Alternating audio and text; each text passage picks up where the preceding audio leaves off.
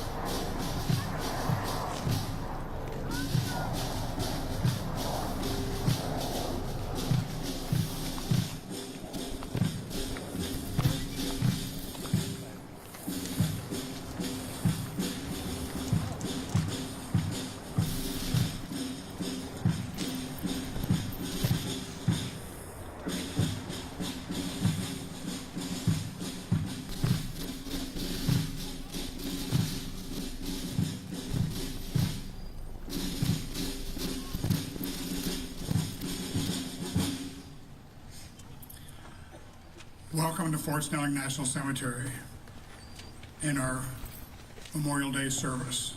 My name is Bob Selden, and I am your MC for the day. Please welcome 34th Infantry Division Red Bull Band, featuring Staff Sergeant Ava Penner for our national anthem.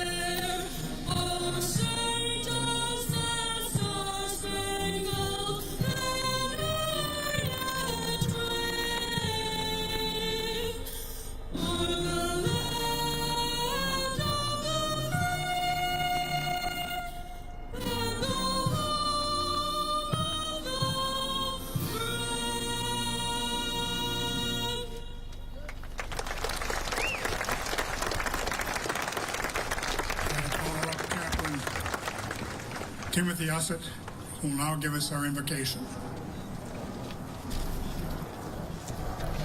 Please join me in the invocation.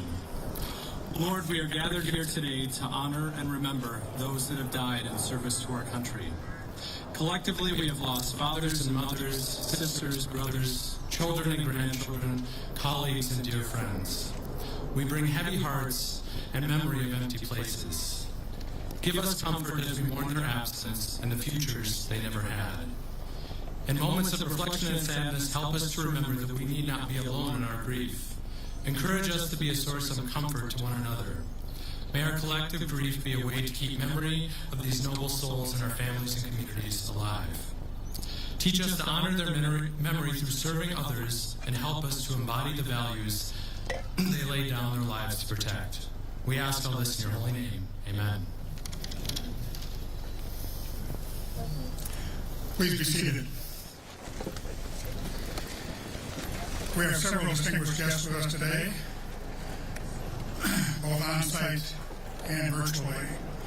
They are Senator Amy Klobuchar, Governor Tim Walz, Dr. Everett Doolittle, the Deputy Director of Fort Snelling National Cemetery, Marshall Murphy, and our chaplain, Lieutenant Colonel Tim Ussett. I also see several distinguished guests in our office, particularly Patrick Kelly, the VA Director of the VA Medical Center. We have several representatives from our veteran service organizations, both commanders, vice commanders, and representatives from those organizations. I would like to thank all of them for being here today. We will now hear a message from our Deputy Director Marshall Murphy. Good morning, everybody. Families, friends, Gold Star families, and distinguished guests, good morning and welcome to our Memorial Day ceremony at Fort Snelling National Cemetery. Today, we honor the brave men and women who risked their lives in service to our nation throughout history. As we reflect on their legacies, we are reminded that the freedoms we cherish have been secured through the courage, dedication, and selflessness of those willing to put their lives on the line for that very freedom.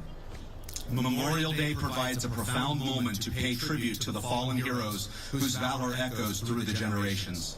In 1775, ordinary citizens, farmers, merchants, and tradesmen took up arms against a formidable empire to secure the right to self-governance and to promote the revolutionary idea that all men are created equal, endowed with unalienable rights.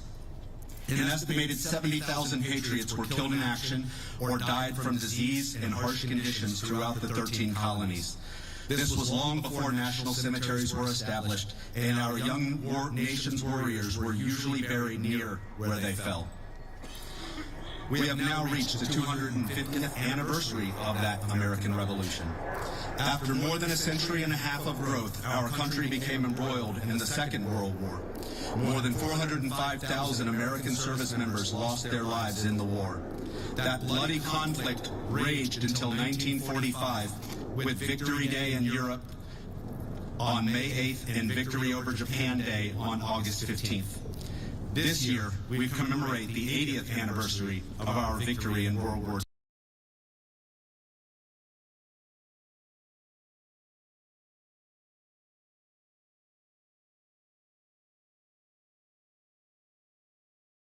To 8,000 veterans in Vietnam. And what may be shocking to many people sitting here, it has now been 50 years since the Vietnam War's conclusion. The American Revolution, World War II, and the Vietnam War cover a span of 2 centuries in which our nation was transformed from a small group of British colonies to an independent global superpower. Yet these significant events are united by a common thread: the willingness of Americans to lay down their lives for American values. Their sacrifices have preserved our freedoms, shaped the course of history, and defined who we are as a nation.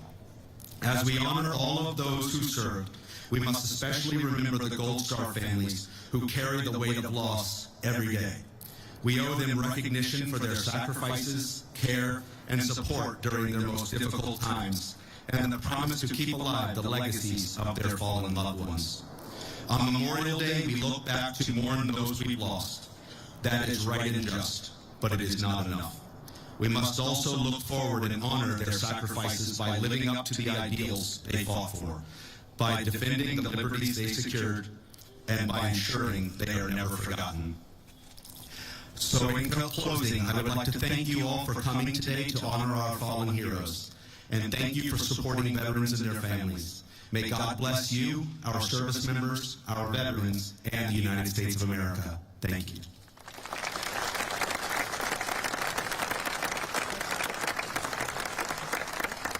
Thank you, Marshall. Since her election in the United States Senate in 2006, Amy Klobuchar has been a strong supporter of the men and women in uniform who serve and sacrifice in defense of our nation. It is my honor to introduce our senior senator, Amy Klobuchar.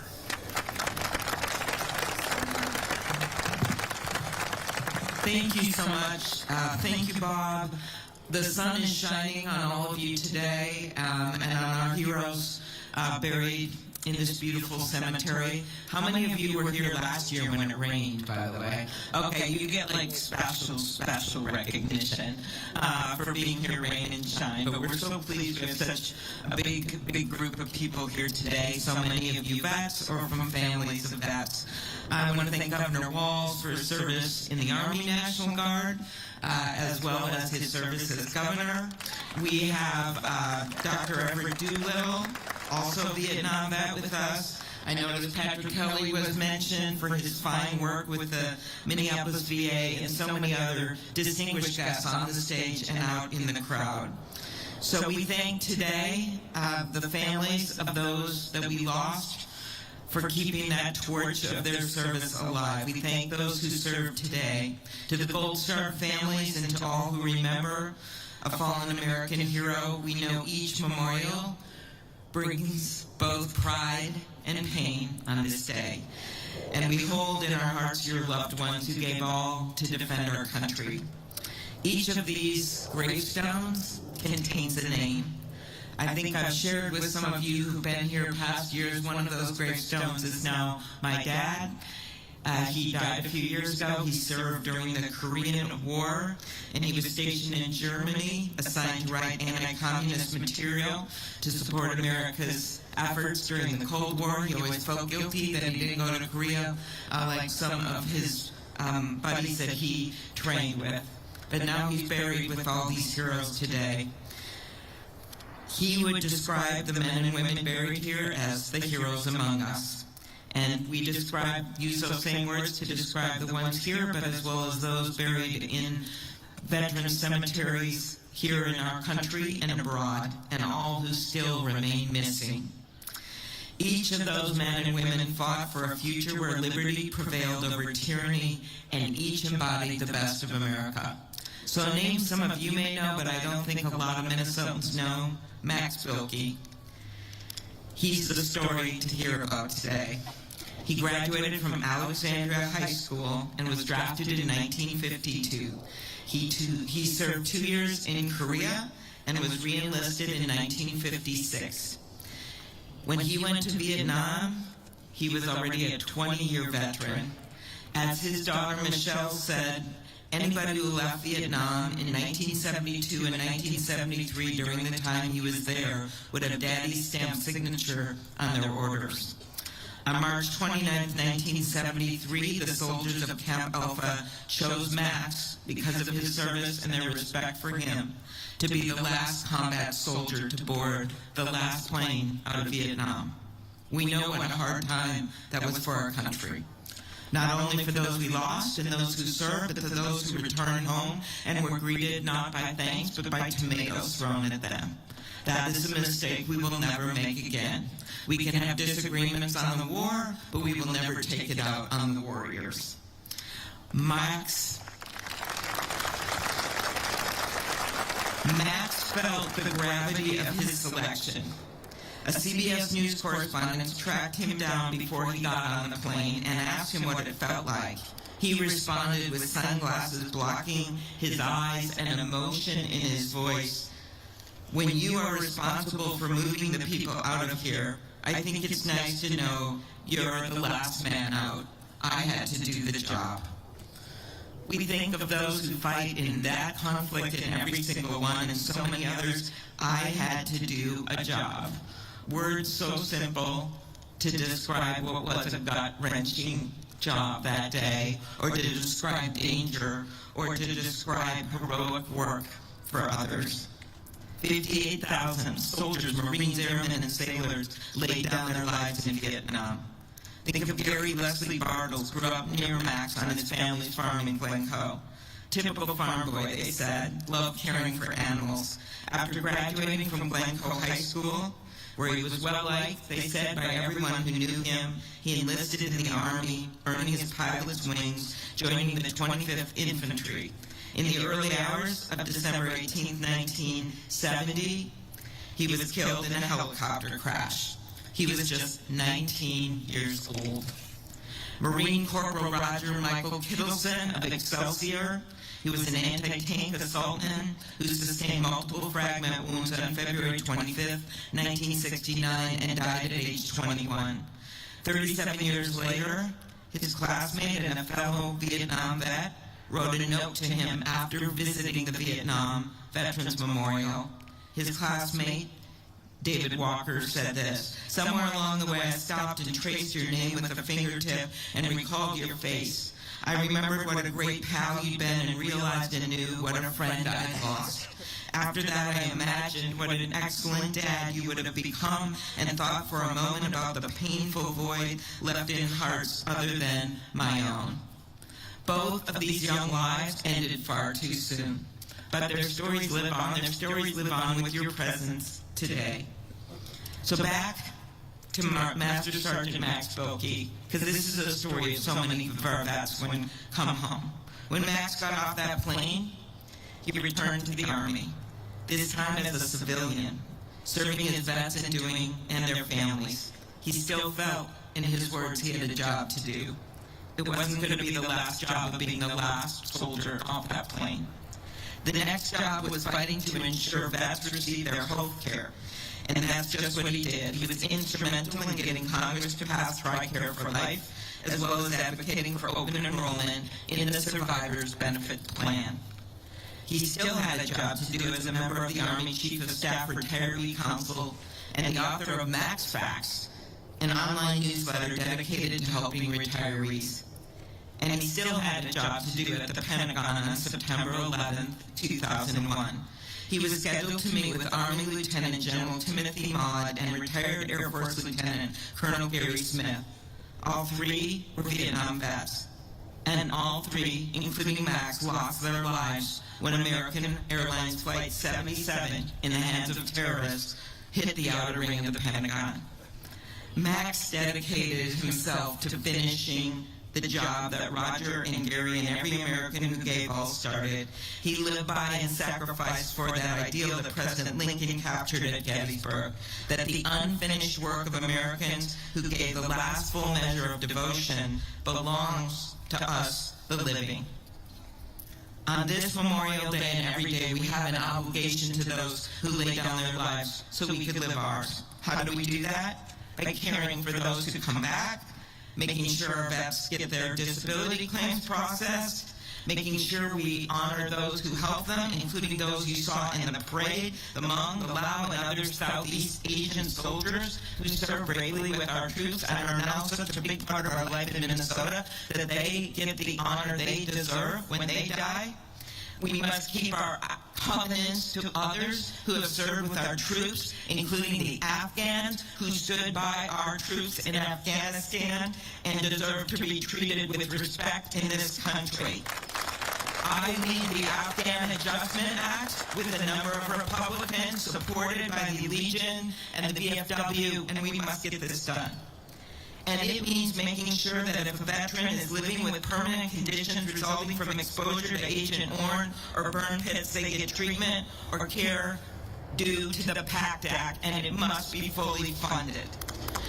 It means working to ensure that veterans can access their GI benefits, including housing, make sure they get quality health care, because there's no expiration to the benefits they've earned.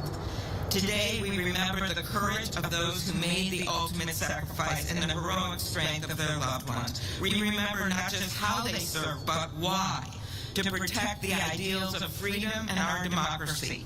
So let's carry their stories in how we live our lives, how we care for our veterans, and how we uphold the values they gave their lives to defend.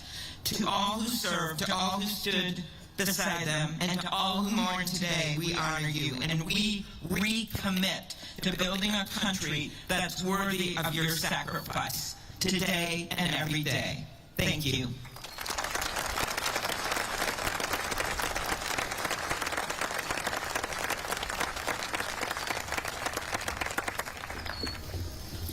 Thank you, Senator.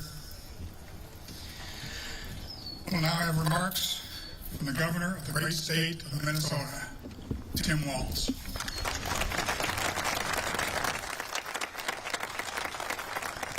Good morning. Thank you, Bob. Thank you to the incredible staff and volunteers that care for this hallowed ground. Thank you to each and every one of you who took the time to come on a beautiful day that is known as first day of summer.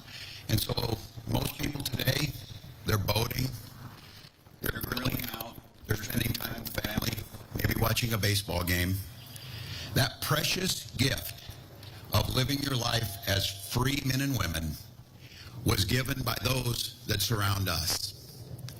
Those that, when you come through this gate, the division that we all feel kind of fades away, because the pure democracy of those who reside here is, as Senator Klobuchar said, a call to each and every one of us, how we conduct our life, how we treat those and those families, from the Gold Star families to the veterans who are standing here with us. To each of you today who brought a young person here, thank you. Thank you for understanding the importance of our traditions. Thank you for understanding this moment that we're in doesn't tell the whole story of this country. The unity of those who, whether drafted or volunteered, chose to serve the ideals of this country, that each and every one was created equal, that each person had the opportunity to live their lives to the fullest. And that's not easy. It's difficult. And as you heard Senator Klobuchar talk about this, those who served in both the first Gulf War and post 9/11, exposures to toxic chemicals, and the care that they get, and to Pat Kelly and the team at the best medical center in the world, which is the Minneapolis VA, and the veterans here who get their care know that's true. They understand that their responsibility is to care for them. I'm accompanied today by my sister, who served in the Army National Guard, and her husband. Scott's father, Willard Dietrich, was a Navy veteran who was there to witness the detonations of multiple atomic weapons and hydrogen weapons as a atomic veteran. And they came back home and experienced the fallout of that. And it was legislators like Senator Klobuchar in a bipartisan manner that passed the legislation to care for them. And for each of you, as you see the division, as you see the chaos, to those who brought the young people, modeling for them that there's a different world. Here in Minnesota, it's no secret. We're very closely divided politically, 101 to 100. And we're still debating, which is the privilege we've been given by those who surround us. We get to speak our minds and have a difference of opinion because those who surround us. But the one thing that we said we would never do is we would never pit veterans against other priorities. We would never pit veterans against schools. We would never pit veterans against transportation funding. And so the folks here, and I'm going to ask them to stand up. There's a group of folks here that represent tens of thousands of veterans. Could members of the Commander's Task Force please stand?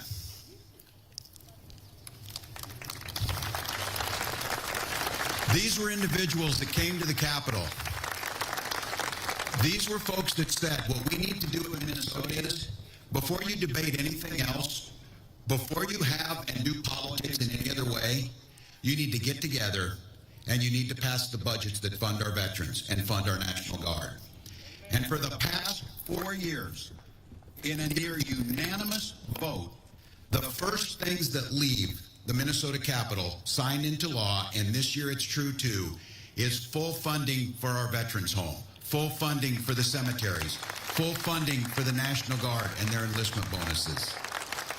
And that expectation is the reason you gather today, the sense of gratitude, the sense that our differences can be our strength, the sense that you don't have to be asked to agree with someone, but the one thing we can agree upon is those who are willing to lay down their lives so that we can have a democracy, so that we can talk about freedom in our own voices, is why we gather here. So to each of you, thank you for pausing.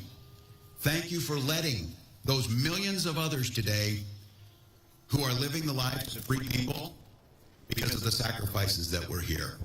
So for each and every one of you, please know, and for the children that are here, this space represents the best that we have. This space represents the core values of who we are together. And this space, each and every time we gather here, whether it's Memorial Day or to visit the graves of loved ones, renews our spirit in what America can be. So may God bless each and every one of you. May God bless our warriors, and may God bless the United States.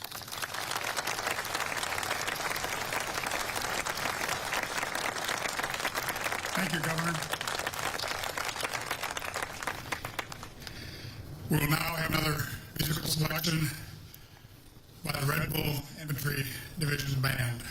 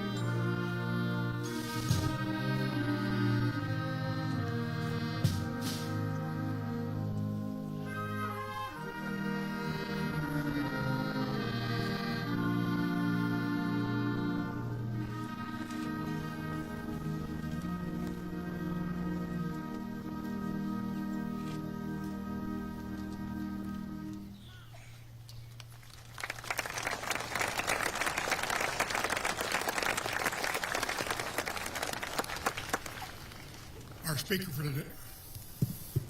for the day is Dr. Everett Doolittle. He served in Vietnam as an E4 specialist. Now he serves as ombudsman for the employer support of the Guard and Reserve. Those of you who are out there who are or have been National Guard or Reserve will understand the position that he holds and that he is an advocate for your rights with your employer and the employer's rights with you to resolve any discontent that may happen.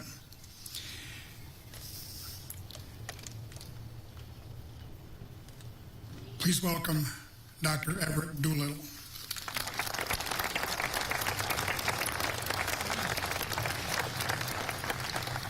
Okay.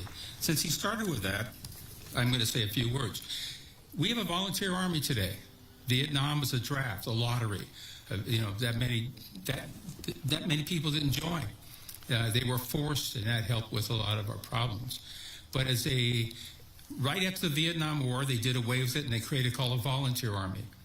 Now, the volunteer army, a huge part of it is today the National Guard and Reserve. Before 9/11, they were more strategic, like fires and stuff. After 9/11, they became operational. They're close to 40% of our active military serving in harm's way is National Guard and Reserve. And I want to make a special thanks to the band, because one of my jobs also, I give briefings, and I have a units assigned, and they're one of my units, and I love going early and just listening to them. They're so very good. Give them a quick hand. All right. Vietnam War wasn't our longest war. Actually, war in Afghanistan was a little bit longer. But again, it wasn't a draft. And it was a costly war. It was a war where soldiers literally fought for a year, that's all. You went in the service, drafted, I had joined, and you went to Vietnam for 1 year, like a contract. And if everything went well, after a year you went home.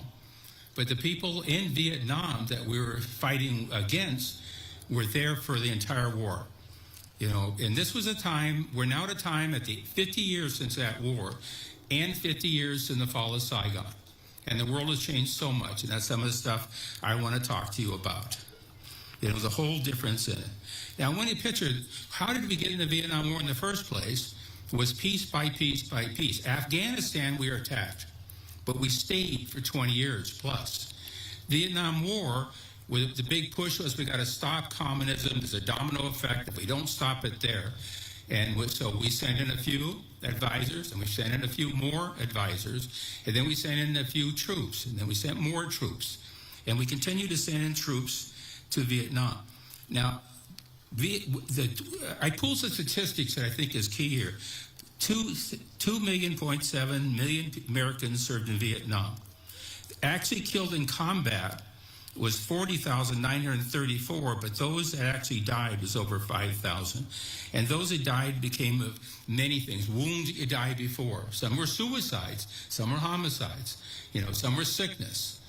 So many more people died, than just the few were talked about. But it affects more than that, and that's what really you understand. When I talked about the Guard and Reserve, one of the key things to understand, nobody serves alone. You think of the service members, especially because we're here today, but their family and their business and their, and acquaintance, everybody serves and everybody suffers. It isn't just one or two people. How many of you were in Vietnam here? Raise your hands. I just want to say thank you back. Thank you for that, and thank you for your service, because we talked about that was not something we had. The average service member died in Vietnam was 23 years old. 60% of them were under 21 years of age. They were just children, just children over there. And there was a lot of unrest at the time, lies, people fought. We had all kinds of problems. We had demonstrations, and they talked about. Now, my time in Vietnam, I actually joined the service. Actually, this might sound stupid. My kids make fun of me. I joined to be a paratrooper. Out of all the MOSs, I did to be a paratrooper and infantry. Now, why? because to serve my country. We had friends and we came home in caskets. We knew people and went in. Now, when I went into service, after basic, the wisdom of the service brought me into a room and said, young man, would you be willing to go in the military, please? Well, I said, I don't want to do that. I joined the infantry. He said, that's not my question. If we put you in the military, please, what kind of job would you do? I said, best job I could. Congratulations, you're military police. Yeah, and that's the way of service. Well, after a year in the military police, all of a sudden, Vietnam is going crazy. 101st Infantry is in Vietnam at the time. They were called the nomads because they moved them and moved them and moved them depending where the trouble was. Well, in 67, they decided to send the 1st to the 501st Battalion. They took everybody they could find that was airborne status, no matter what your MOS was, no matter what you were stationed, and they made you infantry. They sent me to Fort Campbell. They pulled the 101st Airborne out of the jungles down in Panama and brought them to Fort Campbell, and we trained for a month, and next thing I know, I was on a plane for Vietnam. Landed in Saigon. From Saigon, we flew to Cu Chi, and that's where the 25th Infantry was located. And there we spent a period of time getting used to it. Then they loaded us up and they sent them up to the DMZ. We're there for the Tet Offensive. That's what they needed. We're up on a mountain, if you call it a mountain in Vietnam. We're fortified, and they came, and they came, and they came. Now, if you notice, they just had a big celebration in Vietnam of their 50th year since winning the war.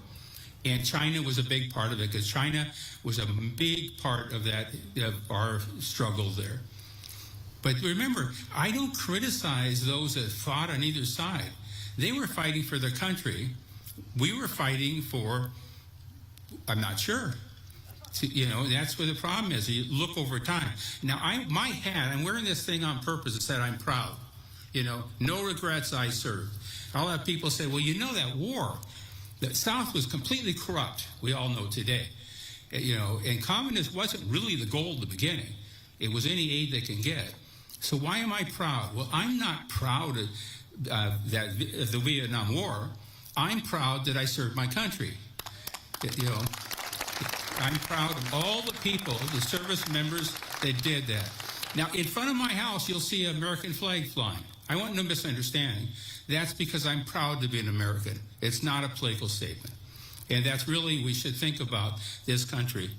Now, I pulled also, we talk about the deaths between allies and us. Oh, by the way, of those that died in Vietnam, 1,077 were from Minnesota, a fairly significant number. And of our allies, U.S. and us allies, 282,000. The Viet Cong, NVA, 44,000 to 66. Civilians, 405 to 627,000. And the total deaths in our Vietnam War was 1,353. And I know you talked about our allies. Don't forget our allies. We fought, I was in the north, I was by Laos, I was down in south by Cu Chi, and our Hmong friends and allies fought right with us. You know, they're part of that war, and they should be respected for what they did and treated with the respect they deserve. Now, I said many people died not just because of the combat, post-traumatic stress disorder. Back in my day, when you got back, and I guarantee you, when I got back, I had problems. I wouldn't dare let anybody know I had problems. I went to the movie, The Platoon. I broke into a sweat. I started shaking. I had to leave. But I would never admit I had a problem, because in those days, they treated you like there was something wrong with you. And they'd never hire you if they know you're having mental problems, and that's the way they treated you. Today, it's unbelievable the programs we have at the VA. You know, and in fact, I got it out of order, I'm jumping around, but I just want to thank the VA. I'm wounded, I got shot up in Vietnam, the service, the support. You know, when I hear people complaining about the VA, by the way, some of those complaints were legitimate. And from those complaints, legislature was passed to help relieve those problems and make it better today than it was. You know, they made unbelievable. If I can't get service today, they have a program called Choice. They will send me to a non-VA facility instead of me waiting months and months and months. It's unbelievable the quality of the people there, the nurses, the doctors. I can't say enough. So I just want to say sometimes bad press ends up with good things, but sometimes bad press is just bad press. You know, so, but post-traumatic stress syndrome. I had a dear friend, Ron. You know, Ron became an engineer, went to Vietnam, spent his tour there, came back, was never the same. He started having family trouble. He ended up divorced and finally ended up killing himself. See, and the suicide, because there was no help at all. But today there is. And still today there's a stigma. I don't care what they say. It's still very, very hard for somebody to say, I need help. And they really do need to say it before it's too late. So again, I joined the Army, 101st Airborne, and I was very proud of my service and what I was able to do and where I went, you know. And then when I got out of the service, now I was by Laos. The second squad got wiped out. The first squad was pinned down, and several of us, young and stupid, I mean, that's why you send young people, went forward with ammunition, and I actually made it when I got hit in the chest. You know, and then from there they sent me to kind of a field hospital. It's like a bunker. I remember laying there, and I didn't even hurt anymore. I just wanted to go to sleep so bad. And I was losing a lot of blood, and they kept waking me up, which actually made me really angry because I just wanted to go to sleep. And from there, I went to Benoit, from Benoit to Japan, from Japan to the cities, to San Francisco. I finished. You know, in a way I was lucky. I never had that where they throw in the tomatoes and stuff, and I know people have, and it was devastating. Baby killer, you know, they were doing their duty, respectfully trying to do what they had to do. So I have a message, and it follows very well what you said, Senator, and the message is, I didn't start the war. My country was at war. I served my country. Don't blame me when you have a problem with the war. Blame the politicians and those that create us in the war. That's your issue, not the brave men and women that go over and serve their country. You know? Now, a few things. ESGR, I'm very proud to be a member of ESGR, which is part of the Department of Defense. I get Patriot Awards for you soldiers put in their supervisor because those companies serve just like the service. Huge burden when you have volunteer army. So they can put them in for awards. I go and present them. I got 2 this week I'm going to do. And then they do these big programs for the soldier member, their family, their children, everything, with tons of resources and different things to help them through the time. Even the children serve. It's devastating that mom or dad leaves for a year or more. So they have all kinds of programs today. In fact, I will be doing a briefing and part of it this next weekend. And sometimes they're from all over the United States. But I want to do a real plug for our governor in Minnesota. When I do these briefings and I go there, then these service members line up to ask questions. Minnesota is so far ahead of other states. They have passed a whole series of laws purely to support the service member that's purely Minnesota, far in extent to what you say already, the Foreign Services Employment Rights Act. I had to learn that. You know, does. And with that, I would like to say thank you, Governor, in Minnesota. All right. So my problem is, then I went and I left. I got a job. I got law enforcement background. Didn't mean to, but since they gave it to me, I got hired as a police officer, and then I became an agent with the Bureau of Criminal Apprehension. I spent my 20 years there. I was a senior special agent. I ran the cold case homicide unit for years. I was there when we created it. I graduated. I retired from there, finished my doctorate. I just want to do my plug. I am Dr. Doolittle. I want you to know that. Yeah. So, you know, and was at Metro State for, well, another 15 years altogether, teaching criminal justice, mostly ethics and leadership. I finished there, and then I went to the ESGR. I've been there 10 years, and I'm very proud of what they do. They do a lot of things. They do things for the employer. They do briefings. And my main job is to help a service member when they come back, when they have a conflict with their management or their organization. And many times it's not that they're bad people, they just don't know. And I will help them as a neutral mediator. And if I can't, then somebody else will take it to the next level. So we're trying to make the help also families, think of it a three-legged stool. I need the family, I need the service member, and I need the employer. Without three working together, it's not going to work. And when you have a Guard and Reserve member that can't feed his family, having trouble, guess what? He'll leave. And we don't want that. They're worth their weight in gold. And with that, I'd like to thank all of you, every one of you, and my family for putting up with me, especially when I got back from Vietnam. It wasn't pretty. All right. Thank you very much for your time, and you all have a great day.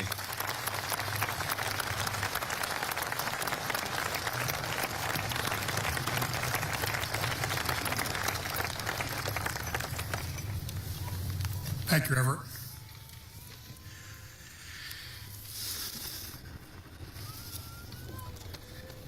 We'll now again hear from the Red Bull Band. They're going to do the musical tribute for the Armed Forces Salute. United States Coast Guard. Please rise as I play the anthem for your military branch. We're always ready for the call. We place our trust in thee. Through surf and storm and howling gale, I shall our purpose be. Semper Paratus is our guide, our fame, our glory too. To fight, to save, or fight and die, High Coast Guard, we are for you. The United States Space Force.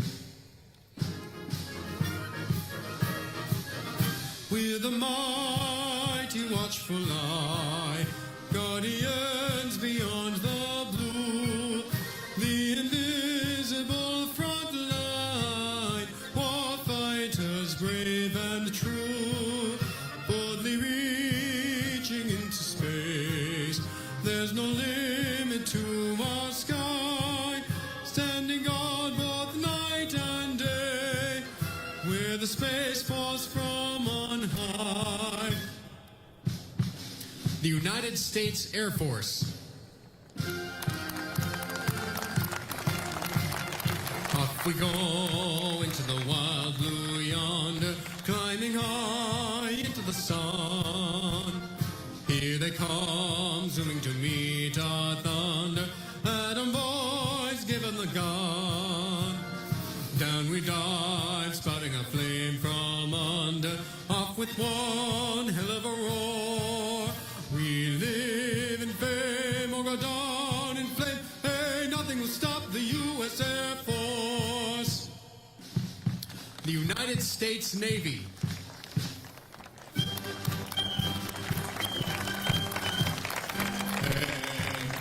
Away, my boys, anchors away. Farewell to foreign shores, we sail at break of day, day, day, day. Through our last night ashore, drink to the foam. Until we meet once more, here's wishing you a happy voyage home. The United States Marine Corps. From the halls of Montezuma to the shores of Tripoli, we fight our country's battles on the air, on land and sea. First to fight for right and freedom, and to keep our honor clean. We are proud to claim the title of United States Marine. The United States Army. to fight for the right and to build the nation's might, and the army goes rolling along. Proud of all we have done, fighting till the battle's won, and the army goes rolling along. Then it's high, high, hey, the army's on its way. Count all the cadence, but it's strong. For where we go, you will always know that the army is rolling along.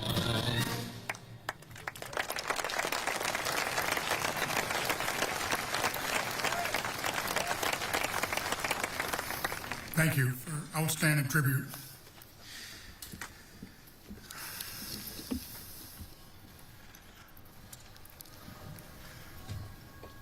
The Gettysburg Address was done by President Lincoln. So much of that address still applies today.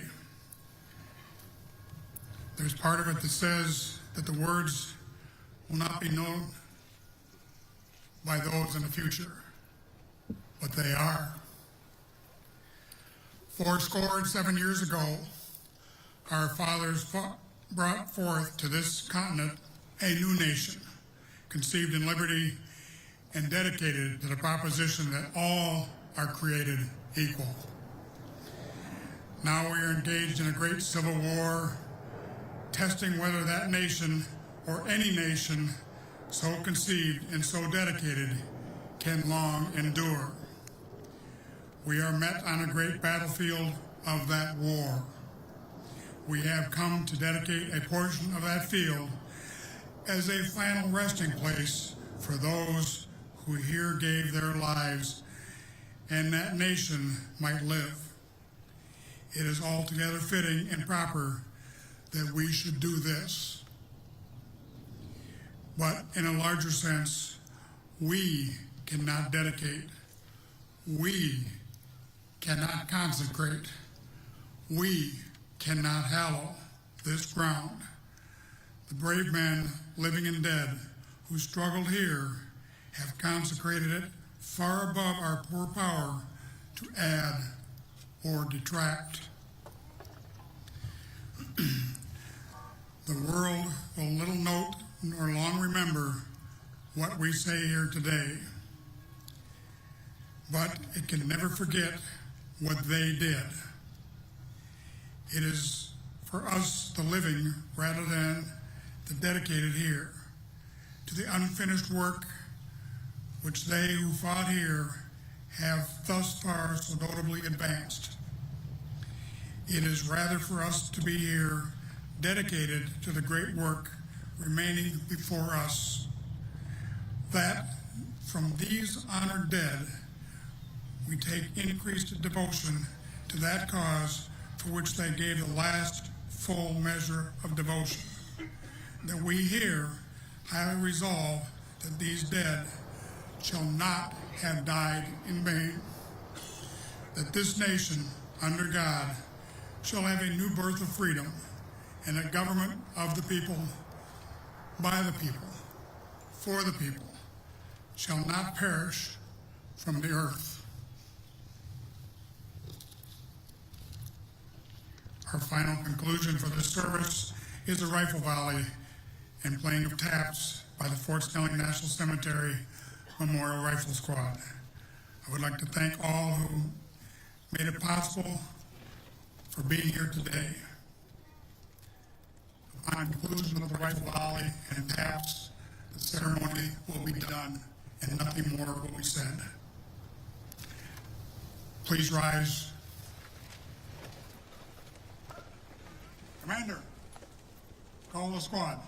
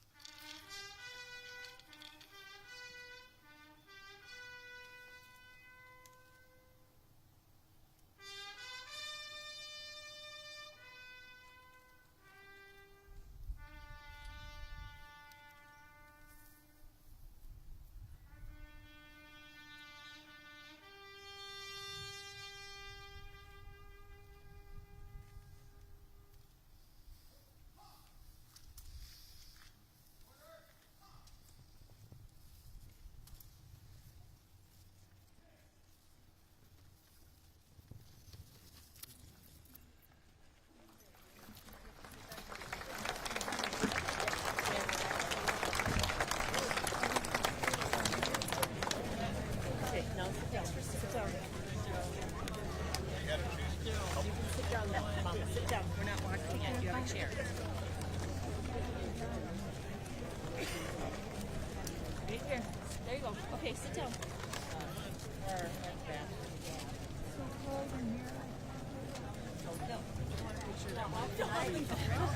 Start to turn around. No, last shot here, I think. Yeah, yeah. We're going to get a picture first. We're ready to go. Am I still in the car?